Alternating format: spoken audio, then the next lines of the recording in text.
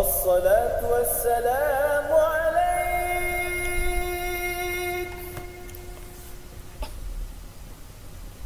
يا إمام المجاهدين يا رسول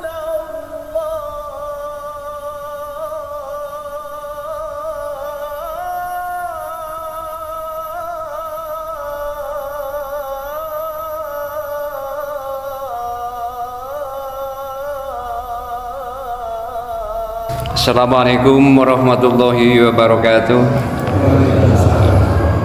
Alhamdulillah nahmaduhu wa nasta'inuhu wa nastaghfiruh wa na'udzu billahi min shururi anfusina wa min sayyiati a'malina may yahdihillahu fala mudilla lahu wa may yudlil fala hadiya lahu. Usikum wa nafsi bi taqwallah faqad fazal muttaqun.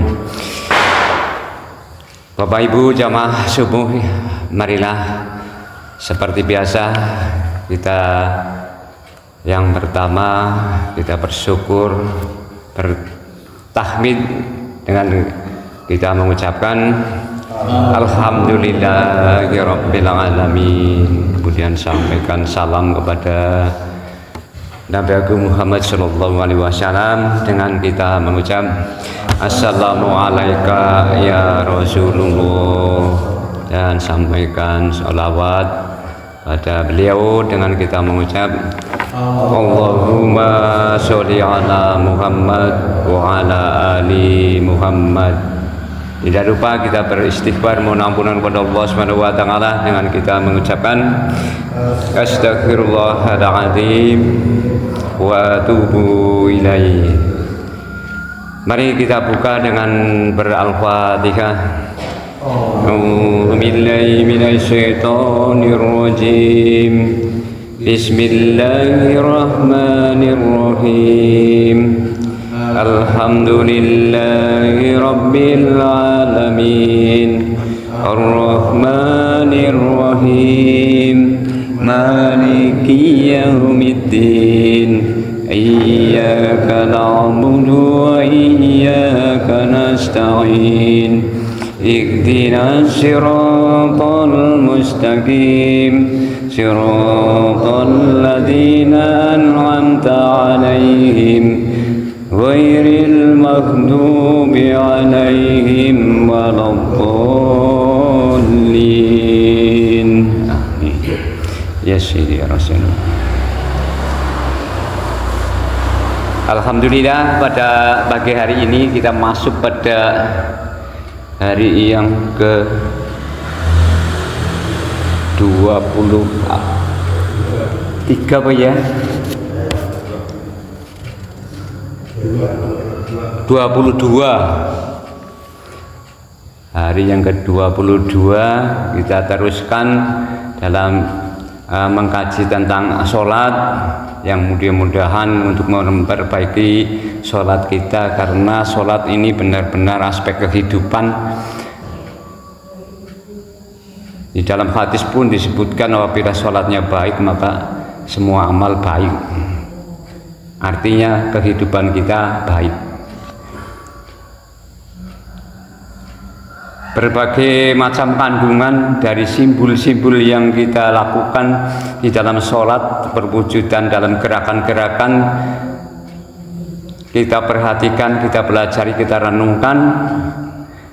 Itu juga sebetulnya untuk mengingatkan dalam pelaksanaan kehidupan kita. Kita diciptakan sebagai khalifah, walaupun dulunya memang awalnya itu ada seolah penentangan dari para malaikat yang apabila menciptakan manusia yang akan menumpahkan darah, itu yang dikhawatirkan oleh malaikat, yang akhirnya Allah itu memberikan, aku lebih tahu daripada kamu yang tidak mengetahui. Artinya Allah lebih tahu tentang kekhalifahan manusia di bumi, makanya Allah cara gampangane memberikan senjata atau petunjuk apa saja boleh kita kita artikan, yang artinya sholat itu sebetulnya kita mengatakan wajib yang bagaimana, karena kalau wajib ada keuntungan dari Allah itu berarti Allah dolim.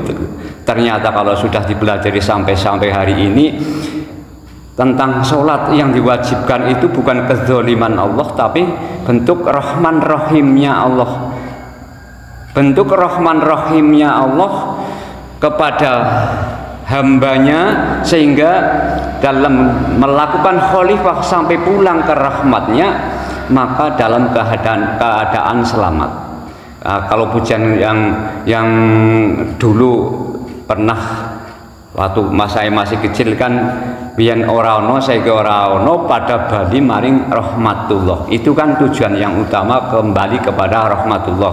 Nah, itulah yang jadi tujuan kita ketika kita kembali kepada rahmatullah dalam keadaan selamat. Itu dibimbing di dalam sholat, karena sholat itu adalah ramuan-ramuan agar kita dalam menjalani itu selamat. Jadi sholat ya ibaratnya kayak obat itu, kalau kita telan itu terdapat dalam ramuan-ramuan keselamatan. Jadi kalau dikatakan kita diwajibkan sebuah penekanan itu kurang pas juga. Tapi wajib dilakukan karena kita yang butuh itu ya.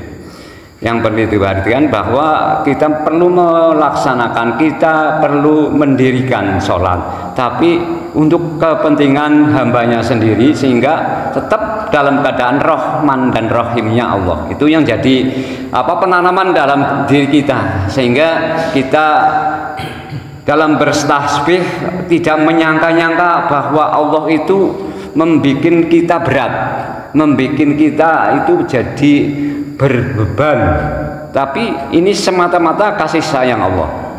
Nah, dalam gerakan-gerakan pun kita diingatkan. Gerakan yang kemarin kita bahas adalah gerakan ruku, yaitu itu mengingatkan kita pada kehidupan yang dimana kehidupan alam batas, barzah. Di dalam alam barzah, makanya di dalam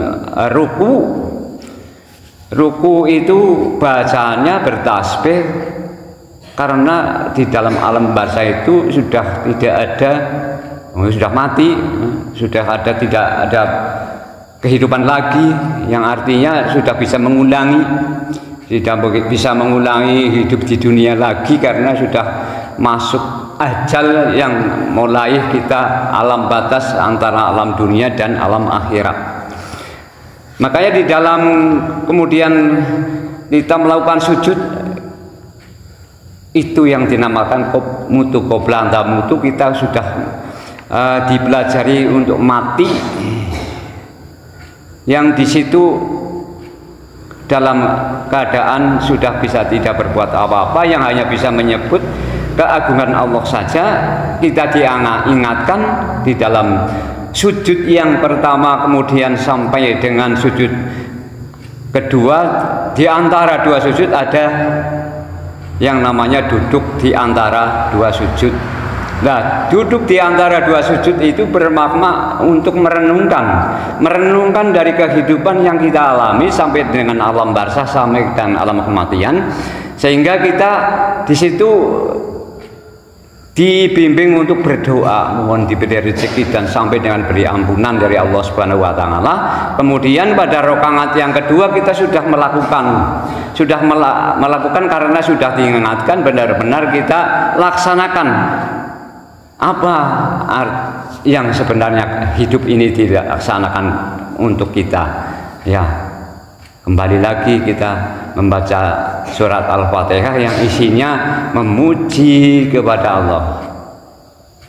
Hanya Allah yang perlu dipuji. Kemudian kita berikrar, sekali lagi berikrar, hanya engkau, kepada engkaulah kami mohon pertolongan, hanya kepada engkaulah kami mengabdi dan mohon pertolongan. Itu juga sudah mulai diaplikasikan di dalam kehidupan, sehingga mewujudkan sholatnya baik. Sholat yang baik adalah sholat yang diaplikasikan dalam kehidupan, bukan bentuk sholatnya saja dari gerak dan ucapnya yang baik, tapi arti atau kandungan dari sholat itu yang dimaksud baik adalah diaplikasikan dalam kehidupan.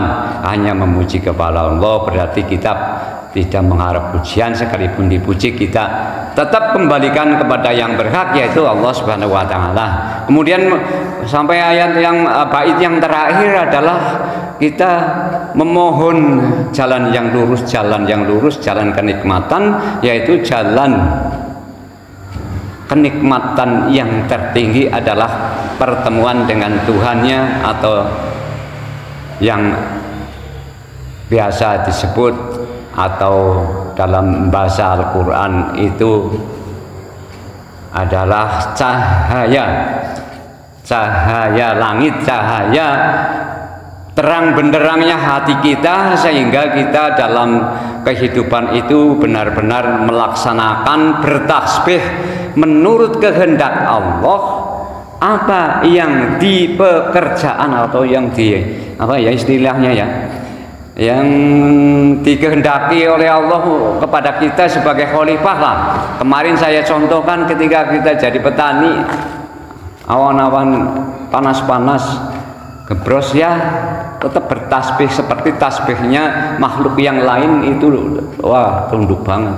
Sing kadangan wong sing pada pintar-pintar kan manusia kakek pikiran pintar lah, panas-panas boleh sing ube kena lah, itu sih boleh. Tapi kan artinya kita bertasbih, kita selalu mensyukuri, menerima apa yang ditakdirkan, dijadikan kepada diri kita, tidak mengeluh. Kalau masih ada kata-kata mengeluh, artinya kita boleh bertasbih masih dalam awang-awang, orang-orang patia mantep.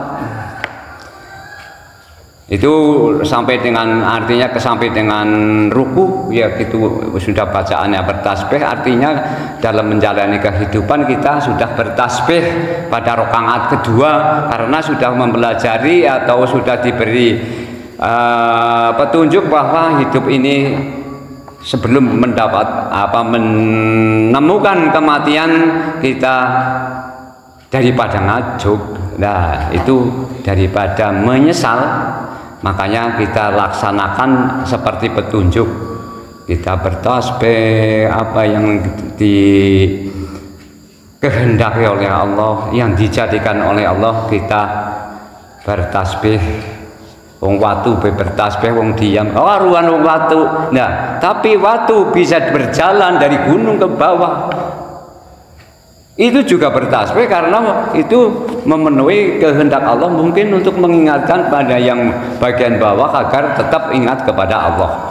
Nah, kemudian tasbihnya hewan-hewan itu banyak pula dipelajari, yang namanya tasbihnya hewan itu. Kalau kucing ya beranak kucing misalnya, kalau kambing ya tetap beranak kambing misalnya. Itu selalu tasbih dari zaman kemudian sampai zaman sekarang, itu selalu bertasbih. Makanya manusia jangan kalah bertasbihkan dengan makhluk yang lain. Itu yang menimbulkan atau yang menjadikan sholat kita menjadi baik, artinya seluruh amal kita baik. Kemudian kita membahas pada duduk di antara dua sujud. Duduk di antara dua sujud itu sebuah perenungan yang di situ kita memunculkan ya. Makanya doanya kita memohon rezeki, mohon ampunan dan sebagainya, karena sudah dipelajari dari sujud yang pertama kita meletakkan jidat kita kepada tanah itu ya. Ada yang mengatakan itu pendekatan kepada Allah yang sangat dalam, karena meletakkan dari asalnya, kembali ke asalnya dari tanah, kita letakkan jidat kita ke tanah, artinya sudah pasrah.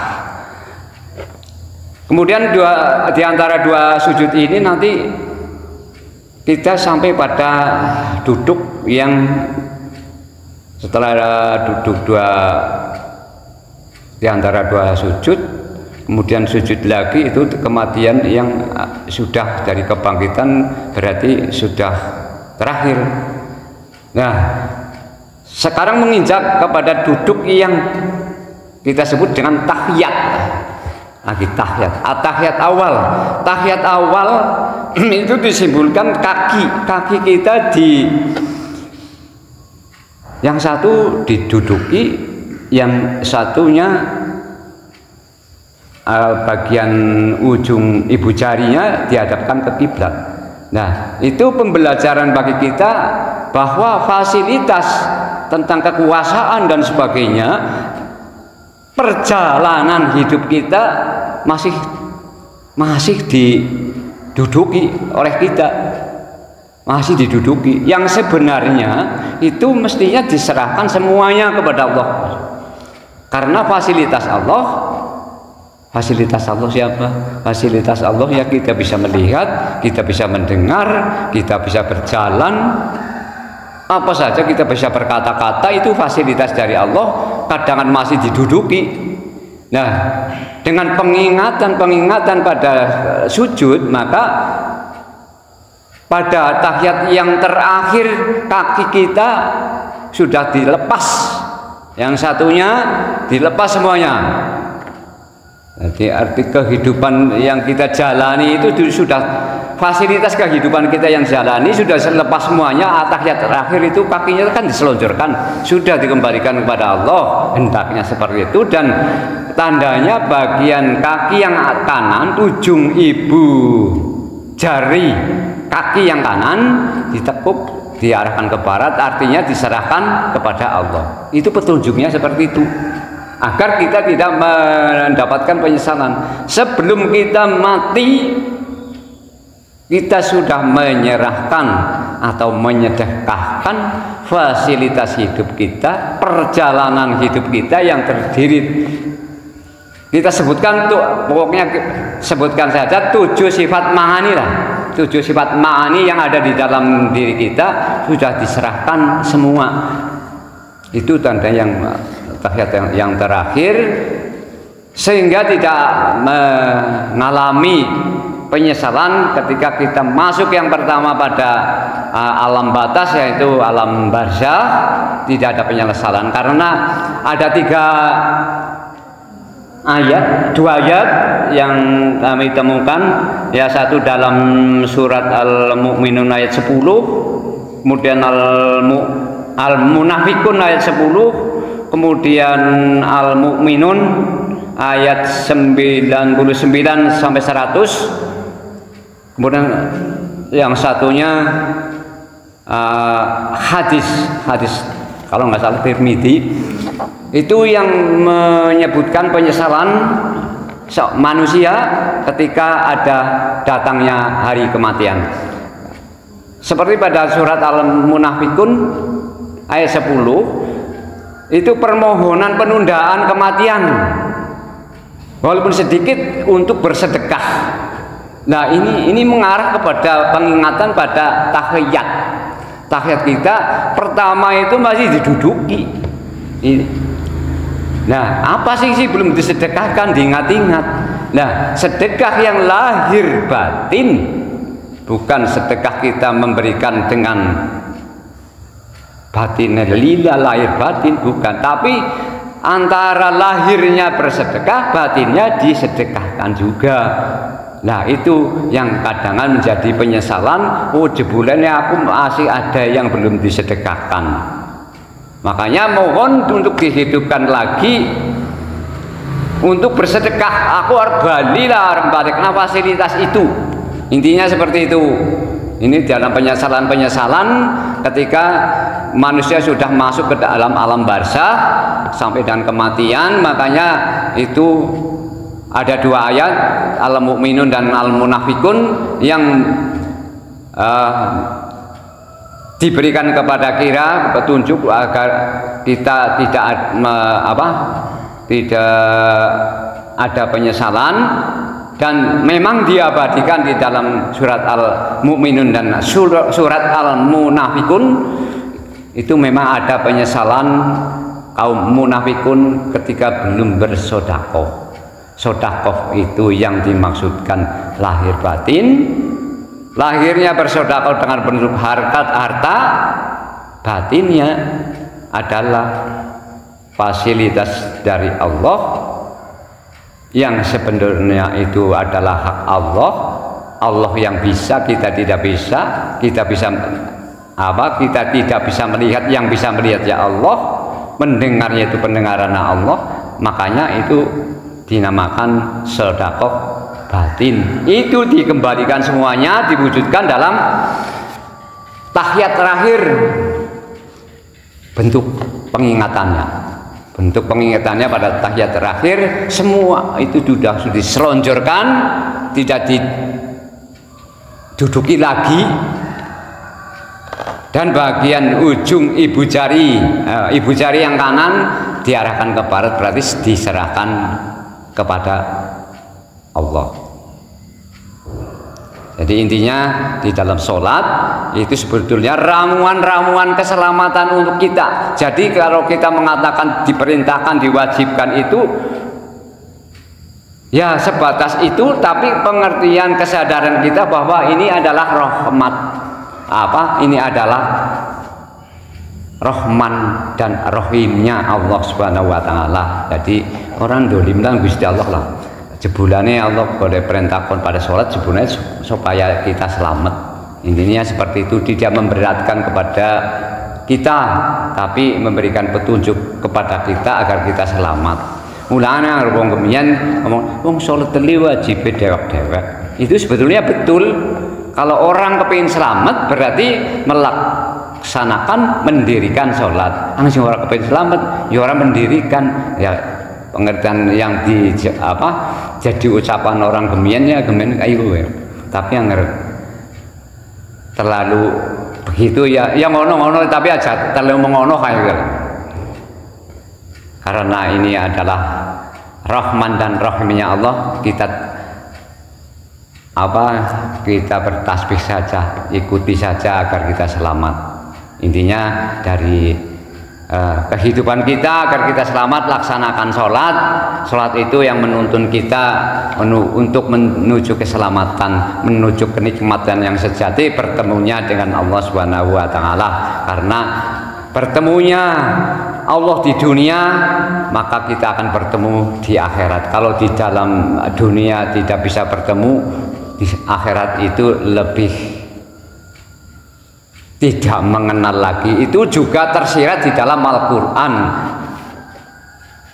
surat Al-Isra. Jadi berbagai macam pengingatan kepada kita agar kita benar-benar selamat. Mudah-mudahan kita benar-benar diselamatkan oleh Allah Subhanahu wa Ta'ala. Pada pagi hari ini itu yang bisa kami sampaikan. Mari kita tutup dengan doa kifaratul majlis. Subhanakallahumma rabbana wa bihamdika asyhadu an la ilaha illa anta astaghfiruka wa atubu ilaik. Allahumma sholli ala Muhammad wa ala ali Muhammad. Allahumma sholli ala Muhammad wa ala ali Muhammad. Allahumma sholli ala Muhammad wa ala ali Muhammad. Ya Sayyidi ya Rasulullah. Sekali lagi bertahmid dengan mengucapkan Alhamdulillahirabbil alamin. Astaghfirullahaladzim. Assalamualaikum warahmatullahi wabarakatuh.